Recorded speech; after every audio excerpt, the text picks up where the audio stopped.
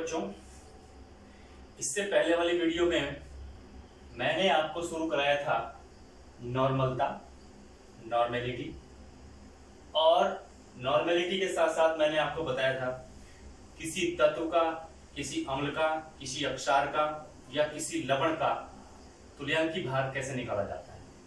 उम्मीद है वो वीडियो आपने बहुत अच्छी प्रकार से की होगी और आशा करता हूं कि वो वीडियो आपको अच्छी लगी होगी।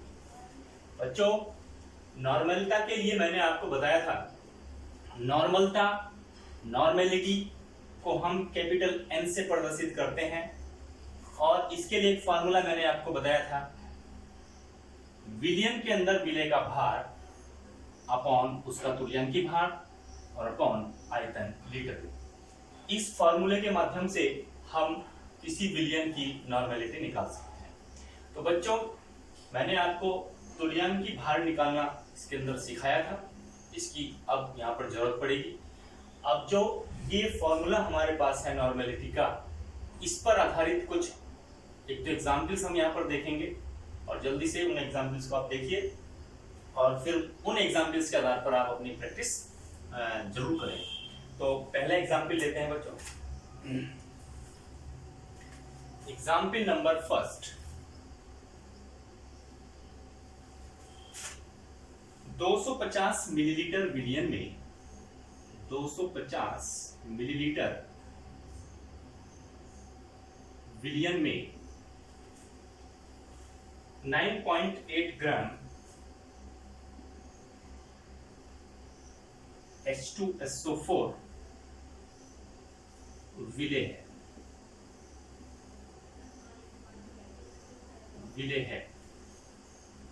250 ml विलयन में 9.8 ग्राम H2SO4 विलय है। इस विलयन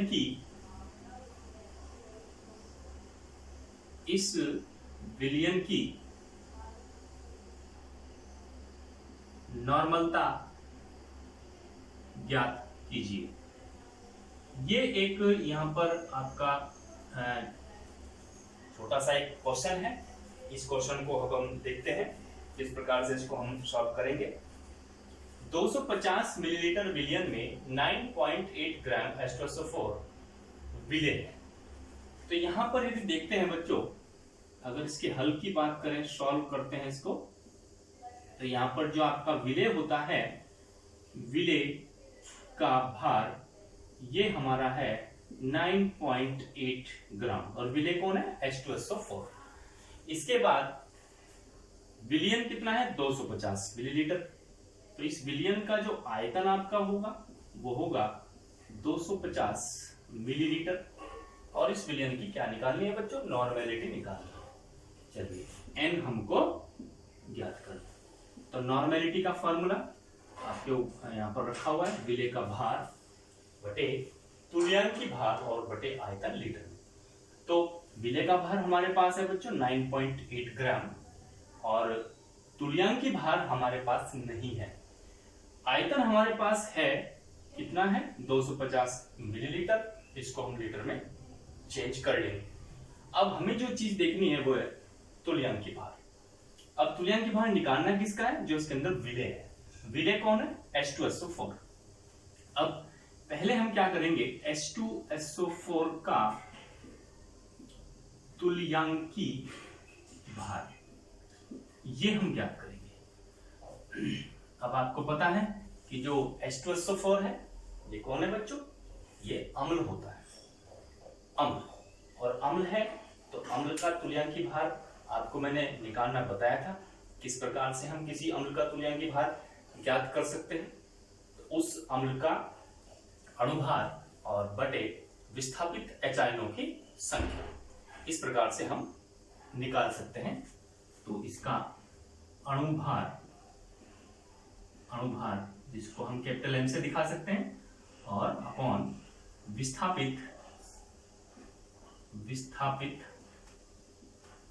H आयन वो कितने होंगे। तो अब हमको पहले चाहिए होगा, इसके लिए इसके अणुभार की जरूरत पड़ेगी। तो हम पहले निकालेंगे H2SO4 का अणुभार, मॉलिक्यूलर वेट। तो आपको पता है हाइड्रोजन का परमाणु भार 1 होता है, सल्फर का 32 होता है, ऑक्सीजन का 16 होता है बच्चों। चलिए अब इस फॉर्मूले के अंदर इसको रखेंगे तो 2 प्लस 32 प्लस ये होगा 64, 16 और 4 है तो 16 गुना 4 हो जाएगा 64। तो 34 प्लस 64 ये आता है बच्चों 98। 98 H2SO4 का आपका अणुभार आता है। अब विस्थापित H आयनों की संख्या, जब ये आयनों में टूटता है H2SO4 तो ये इस प्रकार से टूटता है 2H ion plus SO4 2 minus, इस प्रकार से ये होता है। तो इसमें हम जो विस्थापित H आयनों की संख्या है उनकी संख्या कितनी है बच्चों? 2। चलिए अब दोनों चीज हमारे पास है तो तुल्यांकी भार हम निकाल सकते हैं। H2SO4 का तुल्यांकी भार इज इक्वल टू, चलिए अणुभार 98 अपॉन 2 इक्वल टू 49। तो ये हमारे पास H2SO4 का तुल्यांकी भार आ जाता है 49। लेकिन हमें इसका तुल्यांकी भार नहीं निकालना है, हमें इसको इसकी नॉर्मेलिटी निकालनी है, नॉर्मलता निकालनी है। चलिए तो नॉर्मलता के लिए n इज इक्वल टू, आपके पास ऊपर फॉर्मूला है, देखिए आप इसको, विलेय का भार।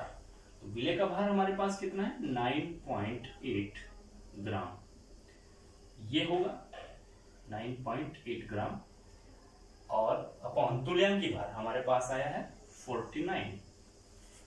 तुल्यांकी भार हमने इधर देखा है 49 अपॉन आयतन लीटर में, तो आयतन हमारे पास है 250 ml, लेकिन जब इसको लीटर में करते हैं तो आपको पता है इसको आप 1000 से भाग दे सकते हैं, तो ये लीटर में हो जाता है। अब इसका तरीका मैंने आपको बताया था, मोलरिटी में भी बताया था और मोलरिटी में भी बताया था कि बाहर वालों की गुना करके मल्टीप्लाई करके ऊपर रखते हैं और अंदर वालों की मल्टीप्लाई करके नीचे रखते हैं। तो 9.8 इंटू 1000 अपॉन 49 इंटू 250, इस प्रकार से हो जाता है। अब बच्चों हम देख रहे हैं यहाँ पर 9.8 है, ये 49 है, तो हम इसको कट कर सकते हैं। यहाँ से जीरो आप दशमलव हटाइए, जीरो बढ़ जाती है और ये यहाँ पर 2 आ जाता है आपका, ये आपका हो गया इस प्रकार से, तो 2 जीरो से कैंसिल हो जाती है और ये कितना हुआ बच्चों? ये 10 इंटू 2 अपॉन 25, तो ये हुआ 10 इंटू 2 20 अपॉन 25। तो इसमें कितना आता है? 0.8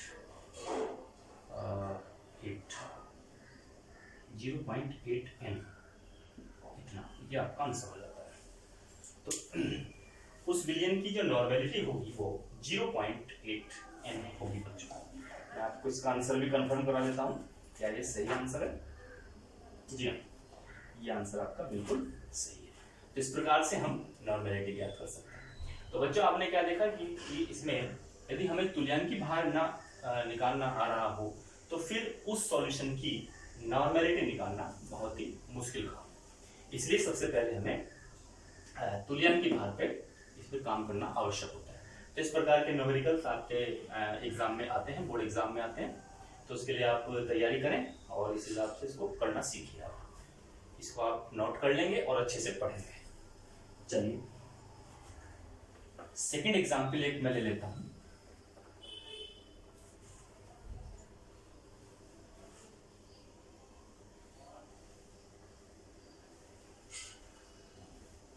सेकंड एग्जाम्पल आप नोट करेंगे, एग्जाम्पल नंबर सेकंड, ये है NaOH विलयन की, NaOH विलयन की नॉर्मलता ज्ञात कीजिए, नॉर्मलता ज्ञात कीजिए जिसमें NaOH के, जिसमें NaOH के 50 ग्राम NaOH के 50 ग्राम 5 लीटर विलियन में उपस्थित हैं। बहुत अच्छा ये सवाल है। NaOH विलियन की नॉर्मेलिटी ज्ञात कीजिए जिसमें NaOH के 50 ग्राम 5 लीटर विलियन में उपस्थित हैं। ये सवाल है, तो इसको देखते हैं। इसको मैं आपको सॉल्व करने का एक तरीका बता देता हूं। सॉल्व कैसे करते हैं बच्चों? तो NaOH विलियन की नॉर्मेलिटी निकालनी है, तो N आपको ज्ञात करना है, जिसमें NaOH के 50 ग्राम NaOH के 50 ग्राम 5 लीटर विलियन में उपस्थित है। तो इसमें आपका जो विलेय यानी कि NaOH का भार वो होता है बच्चों 50 ग्राम, और आयतन आपके पास आ गया है, विलियन का आयतन कितना? 5 लीटर। चलिए अब आपको क्या निकालनी है? नॉर्मेलिटी। तो नॉर्मेलिटी का फॉर्मूला आपके ये लिखा हुआ है, विलेय का भार तुल्यांकी भार आयतन लीटर में। तो भार और आयतन हमारे पास है, अब हमको क्या निकालना होगा? तुल्यांकी भार किसका? NaOH का। तो NaOH का तुल्यांकी भार। अब NaOH क्या होता है बच्चों? अक्षार होता है। अक्षार NaOH का तुल्यांकी भार क्या होगा? अणुभार ये होगा m अपॉन विस्थापित OH आयनों की संख्या। विस्थापित OH आयनों की संख्या को हम इसकी अम्लीयता भी कहते हैं, और विस्थापित H आयनों की संख्या को हम उसकी क्षारीयता कहते हैं। तो इस प्रकार से अणुभार अपॉन विस्थापित OH आयनों की संख्या। चलिए अणुभार किसका निकालना है? NaOH का अणुभार। ये बातें पहले हो चुकी हैं, क्योंकि यहाँ पर करना है तो ये को देखना है। अणुभार तो Na इज इक्वल टू कितना होता है? 23, O इज इक्वल टू 16 और H इक्वल टू 1 होता है। तो रखिए फॉर्मूले में 23, 16, 1 ये होता है 40, और OH कितना होगा? NaOH है, तो जब ये आयनों में टूटता है Na plus plus OH minus, इस प्रकार से एक OH विस्थापित होगा। तो अब इसका तुल्यांकी भार हमारे पास आ जाएगा, अणुभार दैट इज 40 और विस्थापित H आयनों की संख्या 1 है, तो तुल्यांकी भार हुआ 40। तो आपका जो NaOH है, NaOH का तुल्यांकी भार हमारे पास 40 आ जाता है। चलिए तो नॉर्मेलिटी निकाल लेते हैं। नॉर्मेलिटी इज इक्वल टू विलेय का भार कितना है? 50 ग्राम अपॉन तुल्यांकी भार कितना है? 40 और अपॉन आयतन है 5 लीटर। इस बार हमें 1000 से भाग करने की आवश्यकता नहीं है, क्योंकि ये ऑलरेडी ही लीटर में है। तो यहाँ पर हम इसका बटा 1 मान लेते हैं। इस प्रकार से मल्टीप्लाई होता है 50 इंटू 1 अपॉन 40 इंटू 5। इस प्रकार से बाहर वालों को मल्टीप्लाई करके ऊपर रखते हैं और अंदर वालों को नीचे रख लेते हैं। तो इस प्रकार से ये हुआ, और ये 5 से आपका कैंसिल, तो 1/4 इक्वल टू 0.25 n, ये आपका आंसर हो जाता है। तो उस NaOH की जो नॉर्मेलिटी होगी, जिसमें NaOH के 50 ग्राम 5 लीटर विलियन में उपस्थित होते हैं, उसकी नॉर्मेलिटी 0.25 n होगी।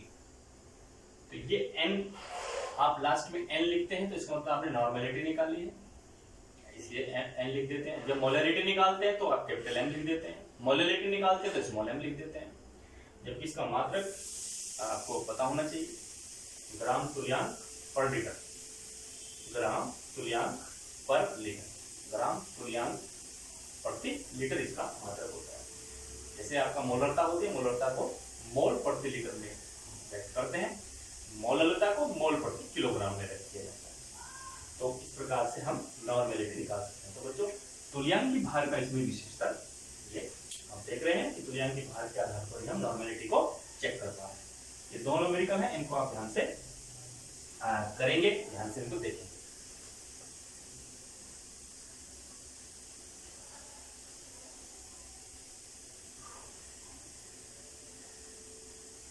नॉर्मेलिटी के केस में बच्चों आपको कुछ बातें मैं बताता हूं, मोलरता के बारे में भी बताऊंगा। अभी हमारे पास कुछ सिंबल्स हम देख सकते हैं, लिखे हुए हो सकते हैं, खासतौर से जब आप प्रैक्टिकल्स करेंगे इससे संबंधित, तो उसमें आपको वो चीजें काम आती हैं, या कुछ न्यूमेरिकल्स भी इनसे संबंधित पूछे जाते हैं। नॉर्मलता में एक सिंबल आपको दिखता है केवल n, के बाद n/10, n/100,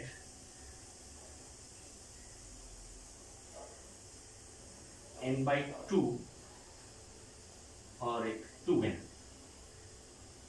इस प्रकार से n का मतलब नॉर्मेलिटी ही होता है। अगर आपका n हो, या इसको आप 1n भी लिख सकते हैं। 1n और n, जब कोई चीज एक होती है तो उसको लिखा नहीं जाता है, इसलिए n लिखा है। तो इसको अगर आपका केवल n वहां पर या 1n कहीं पर आपको दिखता है, तो इसको पढ़ा जाता है नॉर्मल विलियन। ये नॉर्मल सॉल्यूशन को दर्शाता है। n या 1n पढ़ा जाता है नॉर्मल सॉल्यूशन। और नॉर्मल सॉल्यूशन में जो n होता है, इसकी वैल्यू 1 ग्राम तुल्यांक पर लीटर इतनी हो सकती है। अगर आपके पास n/10 हो, n/10 को पढ़ते हैं देसी नॉर्मल, और देसी नॉर्मल में अगर देखा जाए तो n = 1/10 ग्राम तुल्यांकी या तुल्यांक पर लीटर। इतना मान इसका निकल के आता है।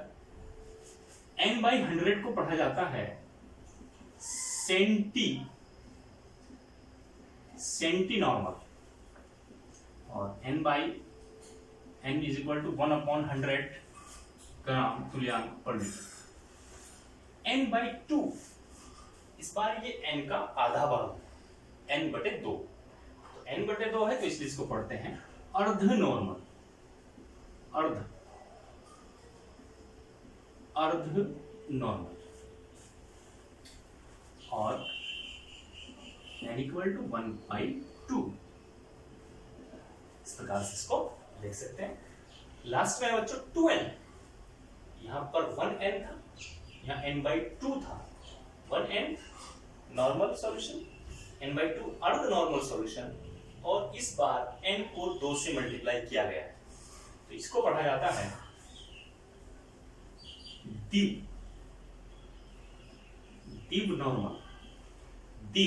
नॉर्मल या बाइनॉर्मल, दिव नॉर्मल या बाइनॉर्मल, और यहां पर n = 2। ये इस प्रकार की एक छोटी सी यहां पर मैं ये सारणी आपको बताई है, इसको आप याद रखिए। ये चीजें आपके काम आ सकती है कि n/1n जो होता है इसको normal, n/10 deci normal, n/100 centi normal, n/2 अर्ध नॉर्मल, और 2n दिव नॉर्मल। इस प्रकार से सॉल्यूशंस आपके होते हैं, और इसमें जो मान लिए जाते हैं वो इस प्रकार से दिए जाते हैं। इसी प्रकार से मोलरता के केस में भी लगभग सेम ही होता है। आपको पता है कि मोलरता जो होती है उसको हम m से प्रदर्शित करते हैं, कैपिटल M से। तो अगर यहां पर हम लिखें 1m या m, तो वो पढ़ा जाएगा, नॉर्मल के स्थान पर आ जाएगा मोलर। 1m को पढ़ते हैं मोलर सॉल्यूशन, या मान उतना ही होगा, m इज इक्वल टू यहाँ पर 1 और इसका जो मात्रक होता है वो होता है मोल पर लीटर। चलिए n/10 को हम क्या पढ़ेंगे, वहां पर n नॉर्मलता के लिए नॉर्मल यूज हो रहा था, यहाँ पर मोलरता के लिए मोलर यूज होगा। तो n/10 को क्या पढ़ा जाएगा, डेसी मोलर 1/10। इस प्रकार से n/100 के लिए क्या पढ़ा जाएगा, सेंटीमोलर नॉर्मल के स्थान पर मोलर शब्द यूज होगा और यहां पर भी 1/100 इस प्रकार से होगा। इसके बाद है m/2 अर्धमोलर और m equal to 2 m equal to 1/2 जी। इसके बाद है 2m नॉर्मल की जगह मोलर, डीप molar m equal to 2 mole per litre. इस प्रकार से मोलरिटी के केस में इस प्रकार से आपको पढ़ना है। यदि आपको कोई एक सवाल में कहा गया कि एक देसी नॉर्मल विलियन, तो देसी नॉर्मल विलियन है तो आपको मान के चलना होगा कि देसी नॉर्मल विलियन में n/10 लेना होगा। और आपको कहा गया सेंटीमोलर विलियन, तो सेंटीमोलर, ये n नहीं बच्चों m है, m मोलर में m और नॉर्मल में n, तो सेंटीमोलर में m/100, देसी मोलर m/10 और देसी नॉर्मल n/10 और सेंटी नॉर्मल n/100। तो ज्यादा कंफ्यूज होने की जरूरत नहीं है। यदि आपके पास n है तो वो नॉर्मेलिटी है, और केवल n है तो वो नॉर्मल है, और n/10 है तो देसी नॉर्मल है, n/100 है तो सेंटी नॉर्मल है, और आपका n/2 है तो अर्ध नॉर्मल होगा, और 2n है तो वो आपका क्या होगा, डीप नॉर्मल होगा। और इसी केस में अगर n के स्थान पर m का यूज कर देंगे तो फिर नॉर्मल के स्थान पर मोलर शब्द का यूज होना है। ये मोलरता और ये नॉर्मलता के इसमें आपको नोट कर लेना चाहिए। ये सारणी आपको बहुत काम आ सकती है आगे चल करके, इसको आप जरूर नोट कर लें।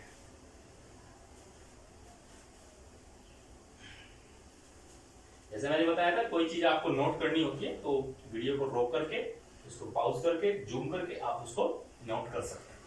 जो अच्छे बच्चे होते हैं उनकी यही निशानी होती है कि वो हर चीज को नोट जरूर करते हैं। ये आपका यहाँ पर इस प्रकार से टॉपिक समाप्त हो जाता है।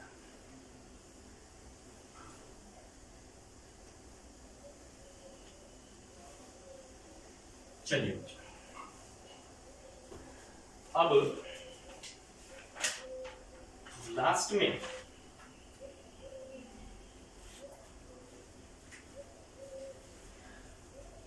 सांद्रता व्यक्त करने की जो विधियां चल रही हैं उसमें लास्ट में एक बस्ता है जिसको बोलते हैं, विधि बस्ती इसको बोलते हैं फॉर्मलता, फॉर्मेलिटी, FORMALITY,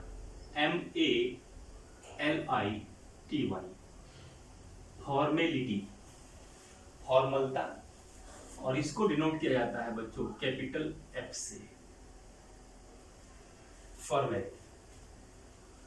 फॉर्मलता और मोलरता, इन दोनों में बहुत नजदीकी संबंध होता है। अगर हमें मोलरता आता है समझो फॉर्मलता भी आता है। मोलरता किसको कहते हैं? किसी 1 लीटर विलियन में उपस्थित विलेय के मोलों की जितनी संख्या होती है उसे उस विलियन की मोलरता कहते हैं। मोलरता में आपने फॉर्मूला देखा होगा बच्चों, मोलरता निकालने का फॉर्मूला आपको पता होना चाहिए। मैंने बताया था विलेय का भार अपॉन उसका अणु भार और अपॉन आयतन लीटर में। ये फार्मूला मैंने आपको बताया था। ये इसको हम ऐसे भी शॉर्ट में कर सकते थे, विलेय के मोलों की संख्या, विलेय के मोलों की संख्या, क्योंकि ये जो चीज होती है भार अपॉन अणुभार, ये होता है मोल किसी भी चीज का। किसी भी पदार्थ का अगर आपको मोल चाहिए तो उसके भार को उसके अणुभार से अगर हम डिवाइड कर लें तो वो मोलों की संख्या में बदल जाता है। तो विलेय के मोलों की संख्या और अपॉन क्या बचता है, आयतन लीटर में।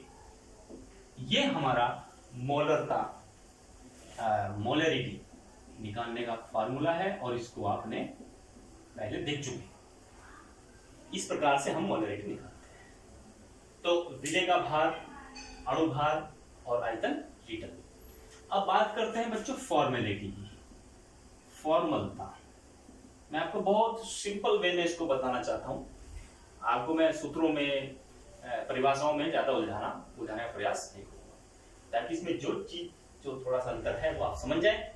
बिल्कुल वही है, मोलरिटी और मोलरिटी में कोई ज्यादा अंतर नहीं होता, बल्कि न्यूमेरिकल में भी जो कैलकुलेशन उसमें है लगभग वैसी ही कैलकुलेशन आपकी फॉर्मेलिटी में भी होती है।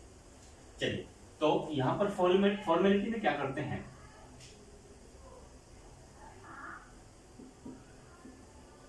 विलेय का भार अपॉन विलेय का सूत्र भार, फॉर्मूला मास या सूत्र द्रव्यमान, अपॉन आयतन लीटर में। ये फार्मूला हुआ फॉर्मेलिटी निकालने। विलेय का भार, विलेय का अपॉन विलेय का सूत्र भार अपॉन आयतन लीटर में, या ये कह लीजिए विलेय का ग्राम सूत्र भार, विलेय का ग्राम सूत्र द्रव्यमान बटे आयतन लीटर। तो ग्राम सूत्र द्रव्यमान कैसे निकलता है, ग्राम सूत्र द्रव्यमान, इसको ऐसे लिख सकते हैं, विलेय का ग्राम सूत्र द्रव्यमान अपॉन आयतन लीटर में। तो ये है।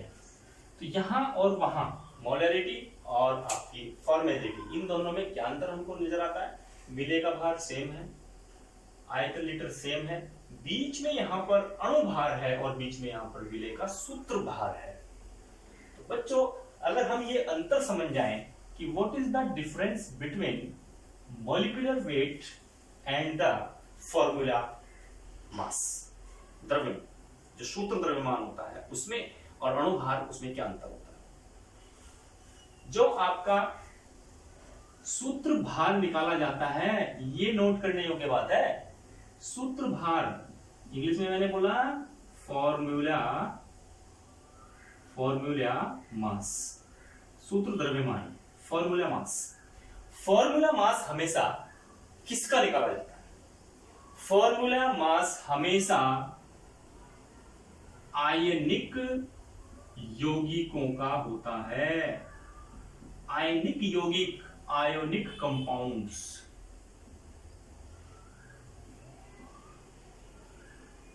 फॉर्मूला मास हमेशा किसका होता है, आयनिक कंपाउंड्स का होता है। आयनिक कंपाउंड्स के लिए हम अणुभार शब्द का यूज करना नहीं चाहिए, करते हैं और साधारणतः यहां पर मान भी लेते हैं कि इसको अणुभारी कहते हैं, लेकिन वास्तव में अगर वो कंपाउंड आपका आयनिक है तो आयनिक कंपाउंड के लिए कभी भी अणुभार शब्द का प्रयोग करके उसके लिए शब्द प्रयोग होता है सूत्रभार, फॉर्मूला मास। ये अब बच्चों, आपको ये जानकारी होनी बहुत जरूरी है कि आयनिक कंपाउंड किसको कहते हैं, आयनिक यौगिक कौन से होते हैं। तो आयनिक यौगिक कौन होते हैं, आयनिक यौगिक वे यौगिक होते हैं जो जल में या किसी विलायक में अगर उनको घोला जाए तो विलायक में घोलने के बाद वे अपने आयनों में टूट जाते हैं, आयनों में विभक्त हो जाते हैं, तेजी से आयनों में टूट जाते हैं। तो ऐसे जितने भी कंपाउंड होते हैं उनको हम आयनिक कंपाउंड्स कहते हैं। आयनिक कंपाउंड्स जो होता है वो अणु सूत्र प्रदान नहीं कर पाते। क्यों नहीं कर पाते आप देख सकते हैं। मान लीजिए हमने एग्जाम्पल के तौर पे लिया NaCl, नमक। तो नमक के अंदर दो प्रकार के यहां पर एलिमेंट हैं, Na और Cl। Na को आपको पता है इस पर पॉजिटिव चार्ज दिखाता है और Cl नेगेटिव चार्ज दिखाता है। जब नमक ठोस अवस्था में होता है तो ठोस अवस्था में भी आपको मैंने फर्स्ट चैप्टर में बताया था, ठोस अवस्था में जब NaCl होता है तो उसमें भी एक Na प्लस एक Cl माइनस, एक Na प्लस एक Cl माइनस, यानी कि आयन जितने भी होते हैं उसके अंदर धनायन बराबर ऋण आयन, दोनों की संख्या बराबर होगी और एक धनायन दूसरे एक ऋणायन को अपने साथ आकर्षण बल के कारण उदासीन करके उसके साथ आकर्षित रहता है। इसमें अणु में नहीं बन पाती हैं। इसमें आयन आकर्षण बल के कारण एक साथ जुड़े होते हैं, चाहे वो अवस्था उसकी ठोस अवस्था हो और चाहे वो उसकी अवस्था विलयन अवस्था। विलयन अवस्था में क्या होता है, ठोस अवस्था में ये इसके साथ आकर्षित रहेगा, लेकिन जैसे ही हम इसको विलयन अवस्था में लाएंगे, यानी कि नमक को पानी में अगर घोल दिया तो ये हो जाता है Na प्लस Cl माइनस। तब उस विलयन के अंदर Na प्लस और Cl माइनस बराबर संख्या में घूमते रहेंगे। तो ऐसे जितने भी कंपाउंड होते हैं जो ठोस अवस्था में धनायन और ऋणायनों को आकर्षण बल के कारण एक साथ बांधे रखते हैं, क्रिस्टल के रूप में होते हैं, ये कह लीजिए क्रिस्टल के रूप में होते हैं, और यदि उनको किसी विलायक में घोला जाए तो फिर उनके आयन अलग अलग होकर के मुक्त होकर के विचरण करते हैं। विलयन के अंदर आयन विचरित रहते हैं, घूमते रहते हैं। तो ऐसे जितने भी यौगिक होते हैं उन यौगिकों को बोला जाता है आयनिक यौगिक। और आयनिक यौगिकों की खास बात एक और है बच्चों, आपने कक्षा 11 में पढ़ा होगा कि जो आयनिक कंपाउंड्स होते हैं, आयनिक कंपाउंड्स कभी भी कोवेलेंट बॉन्ड्स नहीं बनाते, सहसंयोजी बंध उनके अंदर नहीं होता है, उनके अंदर आयनिक बॉन्ड्स ही होते हैं। जिन यौगिकों में सहसंयोजी बंध यानी कि कोवेलेंट बॉन्ड्स, ये बॉन्ड बनाने की जिनके अंदर क्षमता होती है, वो यौगिक कभी भी आयनिक नहीं होते, वो अनआयनिक कंपाउंड्स ही होते हैं। उनमें आपको कभी भी कोवेलेंट बॉन्ड अगर है तो वो यौगिक आयनिक नहीं है, क्योंकि आयनिक यौगिक में कोवेलेंट बॉन्ड नहीं होता है, उनके अंदर आयनिक बॉन्ड्स ही बनते हैं। और आयनिक बॉन्ड्स जो होते हैं वो आपको पता होना चाहिए, वो एक परमाणु दूसरे परमाणु को इलेक्ट्रॉन को ट्रांसफर करके तब वहां पर आपके आयनिक बॉन्ड्स का निर्माण होता है। तो कहने का मतलब ये है कि अगर कोई यौगिक आपका सहसंयोजी बंध कोवेलेंट बॉन्ड बनाने की अगर प्रवृत्ति रखता है तो फिर वो आपका जो यौगिक है वो आयनिक नहीं है। ये भी आप इससे देख सकते हैं। NaCl कभी भी कोवेलेंट बॉन्ड नहीं बना सकता। NaCl में जो Na और Cl है इसके बीच में कोई बंध नहीं बना होता। तो जितने भी आपके आयनिक कंपाउंड्स होते हैं, आयनिक कंपाउंड्स आयनिक बंध बनाते हैं और ये सहसंयोजी बॉन्ड्स नहीं बनाते हैं। जो यौगिक सहसंयोजी बॉन्ड बनाते हैं वो आयनिक यौगिक नहीं होते हैं, या समझ लीजिए। तो अब क्या बताया मैंने, एक यौगिक तो सहसंयोजी बंध बनाने वाले हुए, suppose that for example CH4 मैंने लिख दिया C2H5OH, मैंने लिख दिया CH3, चलिए NH2 मैंने लिख दिया NH2CONH2, इस प्रकार से लिखे। और इस साइड में लिखता हूं आपके NaCl, KCl, आपके बहुत सारे हो सकते हैं,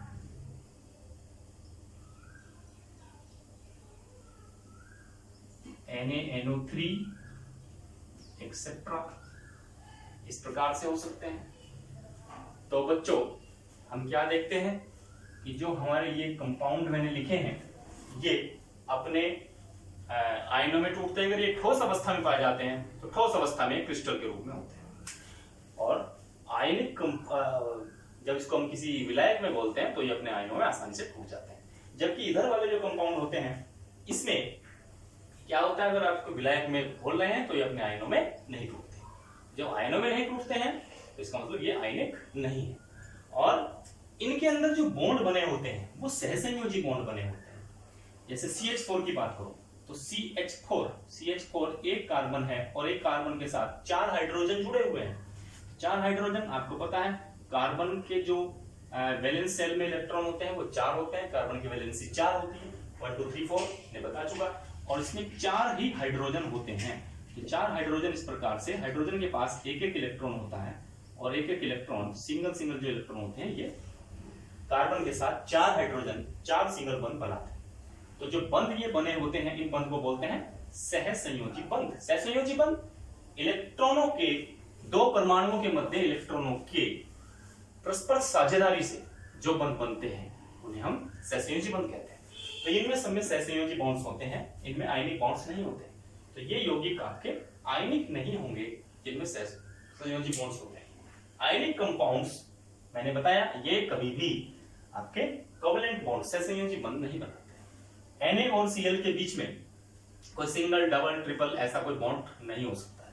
KCl के बीच में भी कोई बॉन्ड नहीं हो सकता है। इनके बीच में 2 आयनों के मध्य विपरीत आवेशित होने के कारण आकर्षण बल होता है और आकर्षण बल के कारण ये एक दूसरे से बंधे रहते हैं।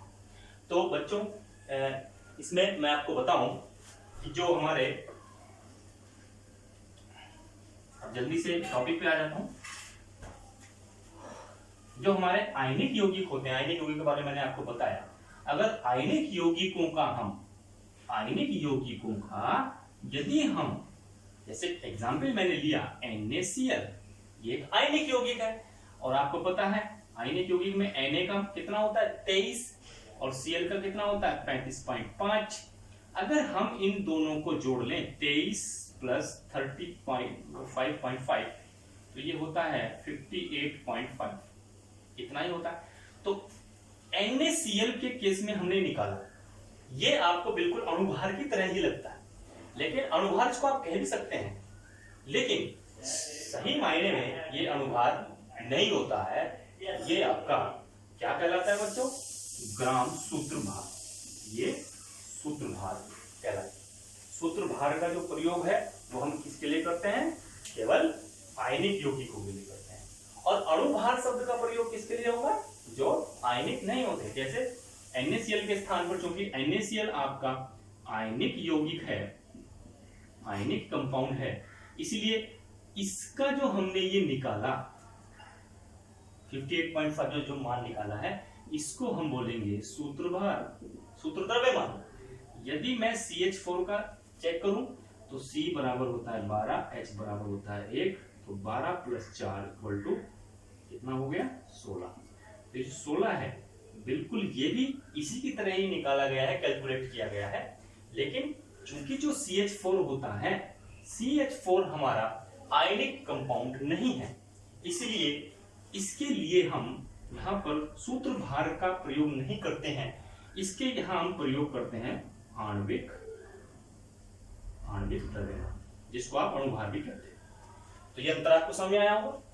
आणविक द्रव्यमान किनका होगा, जो आयनिक कंपाउंड नहीं होते, उनमें जब हम उनका अणुभार निकालते हैं तो वो परमाणु भारों को रख करके जोड़ते हैं, तो वो आपका कहलाता है उसका अणुभार या आणविक द्रव्यमान।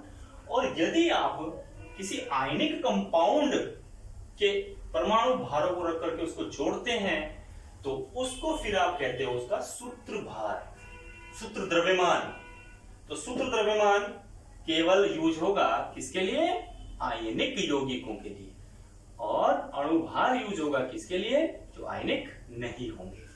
अगर मैं CO2 का निकालना चाहता हूं तो CO2 में C बराबर 12, O बराबर 16 होता है।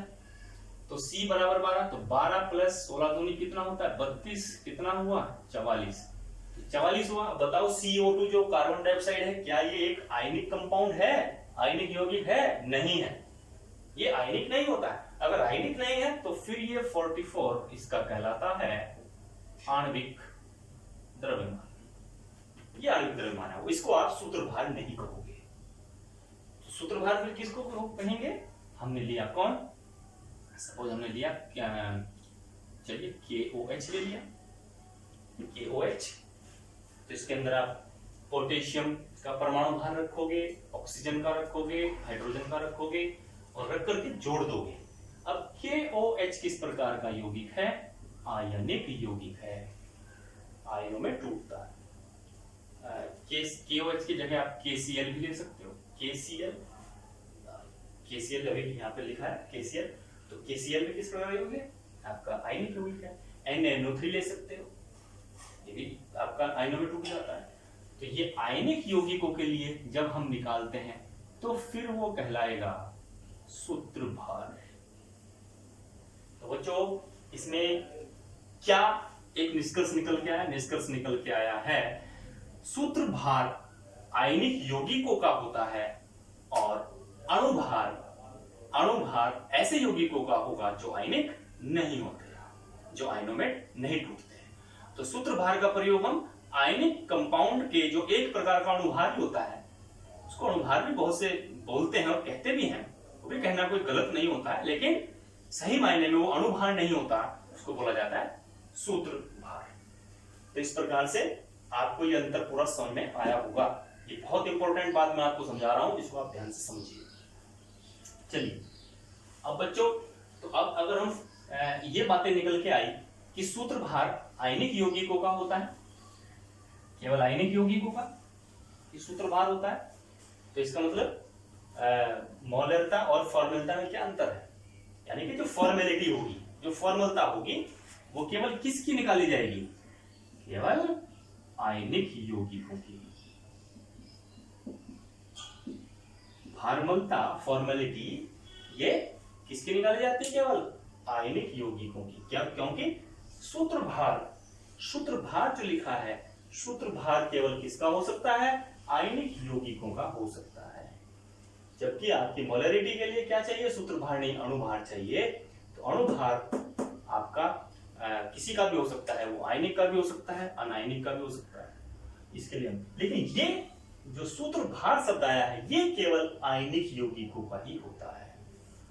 तो अगर यहां पर हम लिखते हैं विलेय का भार, तो हम यहां एक शब्द ये जोड़ सकते हैं बच्चों, आयनिक। फॉर्मेलिटी निकालने के लिए आयनिक विलेय का भार, आयनिक केवल आयनिक के लिए होगा, ये सूत्र अच्छा रहेगा। आप क्या लिखेंगे? आयनिक विलेय का भार बटे उस विलेय का सूत्रभार बटे आयतन लीटर में। या ये कह सकते हो, यहां भी हम क्या शब्द जोड़ सकते हैं बच्चों? बोलो, आयनिक। आयनिक विलेय का ग्राम सूत्र द्रव्यमान, आयनिक विलेय का ग्राम सूत्र द्रव्यमान बटे आयतन लीटर। तो आयनिक के लिए सूत्रभार निकाला जाता है, आप समझ गए होंगे। तो इस प्रकार से मोलरिटी क्या है? किसी 1 लीटर विलयन में उपस्थित विलेय के मोलों की संख्या को उस विलयन की मोलरिटी कहते हैं। और फॉर्मेलिटी क्या होगा? फॉर्मलता किसको कहते हैं? फॉर्मेलिटी भी वही होगा, किसी 1 लीटर विलयन में उपस्थित आयनिक विलेय के, किसी 1 लीटर विलयन में उपस्थित आयनिक विलेय के ग्राम सूत्र द्रव्यमान, ग्राम सूत्र द्रव्यमानों की संख्या को उस विलयन की फॉर्मलता कहते हैं। तो इन दोनों को अगर आप रख करके देखोगे तो आपको पक्का सामने आ जाएगा। एक एग्जांपल इस पे ले लेता हूं जल्दी से। एग्जांपल, 800 मिलीलीटर विलयन में, 800 मिलीलीटर विलयन में NaNO3 के, NaNO3 सोडियम नाइट्रेट के 4.04 ग्राम विलेय हैं। तो इस विलयन की फॉर्मेलिटी ज्ञात कीजिए, फॉर्मलता आपको ज्ञात करना है। 800 मिलीलीटर विलयन में NaNO3 के 4.04 ग्राम विलेय है, तो उसकी फॉर्मलता क्या होगी? ये। तो इसमें हम सॉल्व देखते हैं जल्दी से। इसकी कैलकुलेशन आपको करनी है, मैं इसका तरीका बताऊंगा। तो शुरू में दिया है 800 ml विलयन, यानी कि ये हुआ आपके विलयन का आयतन। आयतन हो गया हमारे पास 800 ml। ml है, लीटर में चाहिए, वो आपको पता है, वो 1000 से आप बाद में कर सकते हैं। चलिए NaNO3 यानी कि आपका आयनिक कंपाउंड है। NaNO3 आयनों में कन्वर्ट हो जाता है। अब NaNO3 का भार यानी कि आयनिक विलेय का भार, तो आयनिक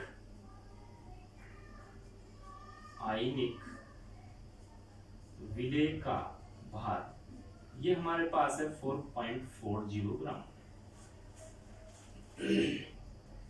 फिर उस आयनिक विलेय का सूत्र भार, तो सूत्र भार कैसे निकालते हैं? सूत्र भार भी वही निकालने का तरीका वही है जैसे हम अणुभार निकालते हैं, कोई अलग नहीं है।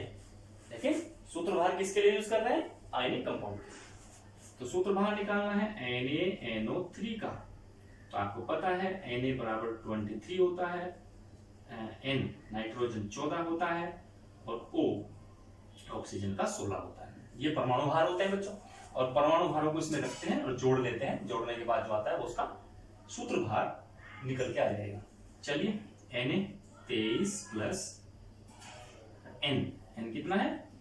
14 प्लस और ये है O का 16, लेकिन O कितने हैं? 3 O है, तो एक O का 16 तो 3 का कितना होगा? 16 3 48, यहाँ पर 48 हो गया बच्चों।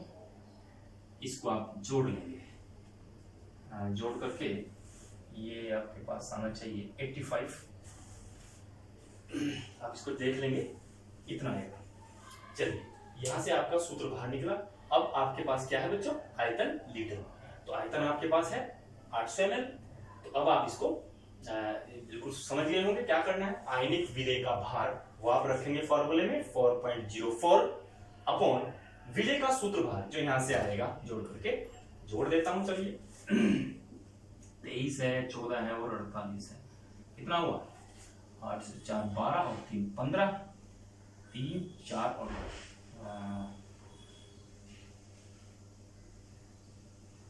3 4 4 8 85। तो ये आपका 85 आ जाता है। तो 85 आपका क्या होगा? विलेय का, जब इसकी फॉर्मेलिटी निकालेंगे F इज इक्वल टू क्या होगा? विलेय का, आयनिक विलेय का भार ये है, क्या लिखेंगे? 4.04 इतने ग्राम है बटे उसका सूत्र भार ये 85 और अपॉन आयतन लीटर में। आयतन कितना है बच्चों?